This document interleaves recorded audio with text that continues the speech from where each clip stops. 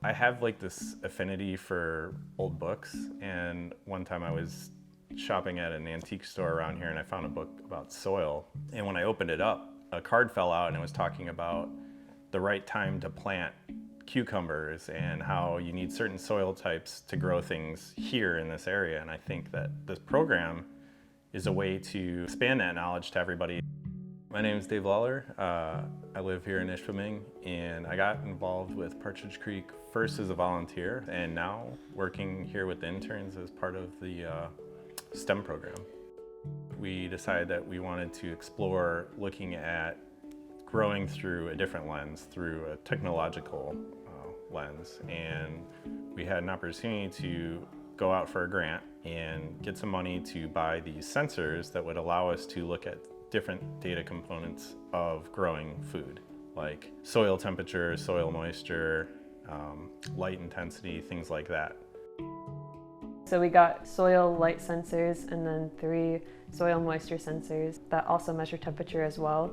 With soil temperature, we're able to look at the different garden beds and see how the soil temperature directly affects plant growth for different crops. With the light sensors, we're able to monitor different light and shading conditions needed for different crop varieties that we're growing. This is one of the light sensors that's at bed E4 at the compost site. So we're looking at different shading conditions that tall trellis crops such as peas have compared to low growing crops like carrots and beets.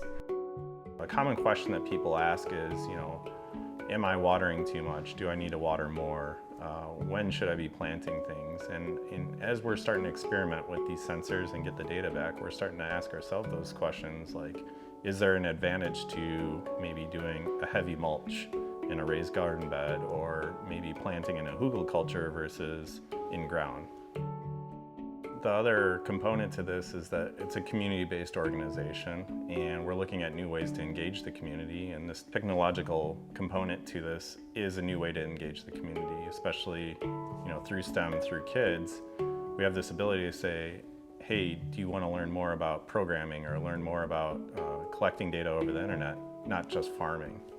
So I think it's a way for us to be innovative and also add value to the community. So we're working on the Seed Packet app. The idea of the app is that people are able to see what's growing and utilize all that information for their own planting purposes. You can zoom into each of the garden sites and access the bed IDs, which also display other information such as crop variety, an image of whatever is growing there. It also displays when it's planted, when it should be harvested. This is year 0, right? We're kind of just now starting to see what it looks like to deploy these sensors, but looking ahead, I think we're hoping to expand that, and maybe eventually this could lead to a high school program that goes beyond just the summer internship program, or maybe this turns into like an indoor ag type program, or maybe it turns into like a manufacturing type component where we're learning about building these sensors here at a lower cost and selling them throughout the community.